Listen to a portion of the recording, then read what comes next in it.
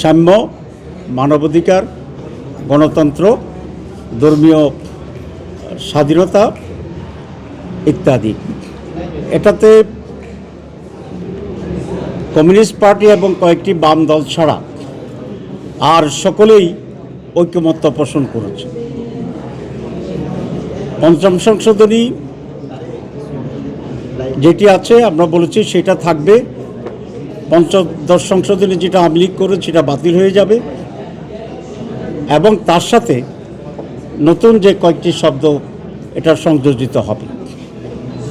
তো এ বিষয়ে আমরা অধিকাংশই একমত। এখানে মুসলিম মেজরিটি দেশ বাংলাদেশ, সুতরাং এই দেশের জনগণের সেন্টিমেন্ট হচ্ছে আল্লাহর উপরে বিশ্বাস এবং আস্থা। আজকে আমরা আমাদের মতটি সেটা দিয়েছি এবং আমরা মনে করেছি এটি সংযোজন করা অপরিহার্য। চূড়ান্ত সিদ্ধান্ত না হলেও হাউজের মত এর পক্ষে আছে। চূড়ান্তভাবে আরেকটি ড্রাফট তারা করবেন কমিশন এবং তখনই এটির উপরে পূর্ণাঙ্গ আলোচনা হবে। আবার কমিশন সংশোধিত একটা নাম দিয়েছে সাংবিধানিক এবং সংবিধিবদ্ধকরণ সংস্থাগুলোর নিয়োগ সংস্থা, নিয়োগ কমিটি, নিয়োগ অথরিটি।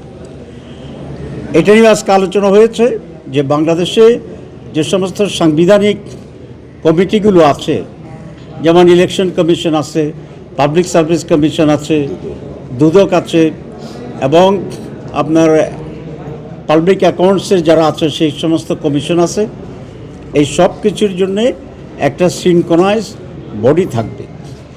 কেউ কেউ বলেছেন এটা প্রধানমন্ত্রীর ক্ষমতা খর্ব করা হবে। আসলে বিষয়টি এরকম নয়, কারণ এই সমস্ত সংস্থার নিয়োগ আগেও কোনো প্রধানমন্ত্রীর মাধ্যমে হতো না। এটার জন্য একটা সার্চ কমিটি করা হতো, সেই সার্চ কমিটির মধ্যে এগুলো নিয়োগ দেওয়া হতো। আগে ভিন্ন ভিন্ন সার্চ কমিটি ছিল এক একটির জন্য। বর্তমান প্রস্তাবে অনেক সার্চ কমিটি না করে একটা সেন্ট্রাল বডির প্রস্তাবনা করা হয়েছে, যেগুলো এসব নিয়োগগুলোকে দেখবেন এবং ফাইনালাইজ করবেন। সুতরাং এটা প্রধানমন্ত্রীর আগেও ক্ষমতার ভিতরে ছিল না, এখন এটার মাধ্যমে প্রধানমন্ত্রীর ক্ষমতার খাটো করার কোনো সুযোগ এখানে নেই। এখানে যে বডিটা প্রস্তাব করা হয়েছে সেখানে আগে প্রেসিডেন্ট এবং চিফ জাস্টিসকে ইনক্লুড করেই তারা এটা করেছিলেন। আমরা আমাদের রিটেন যে প্রস্তাব দিয়েছিলাম সেখানে আমরা বলেছিলাম যে যেহেতু রাষ্ট্রের প্রধান ব্যক্তি প্রেসিডেন্ট এবং জুডিশিয়ারির প্রধান ব্যক্তি চিফ জাস্টিস, সুতরাং তাদেরকে এই কমিটিতে না রেখে তাদেরকে এর আওতায় রাখা দরকার। কোনো ক্রাইসিস যাতে হয় যখন ওইখানে তাদের কাছে অ্যাড্রেস করা হয়। পরবর্তীতেও আমাদের ঐকমত্য কমিশন সেটাকে চেঞ্জ করে দিয়েছে, নাম চেঞ্জ করছে এবং সেটাও চেঞ্জ করে বর্তমান ফরমেশন হচ্ছে প্রধানমন্ত্রী, বিরোধী দলীয় নেতা বা নেত্রী যিনি থাকবেন, বিরোধী দলের বাইরে যে সমস্ত দল থাকবে পার্লামেন্টে তাদের সকলের কাছ থেকে একজন স্পিকার, ডেপুটি স্পিকার এবং প্রধান বিচারপতির প্রতিনিধি হিসাবে একজন সুপ্রিম কোর্টের বিচারপতি, আর প্রেসিডেন্টের বা রাষ্ট্রপতির পক্ষ থেকে একজন প্রতিনিধি, এবং এই কমিটির সভাপতিত্ব করবেন লোয়ার হাউস যদি হয় অথবা বর্তমান যে হাউস আছে সংসদের স্পিকার। সুতরাং এই কম্বিনেশনের সাথে আমরা হাউজে যেটা দেখেছি একটু ইনকমপ্লিট আছে আলোচনা, বোধহয় একটি দল ছাড়া আর সকলেই এখন পর্যন্ত যে মত দিয়েছে তারা সকলেই একমত পোষণ করেছেন।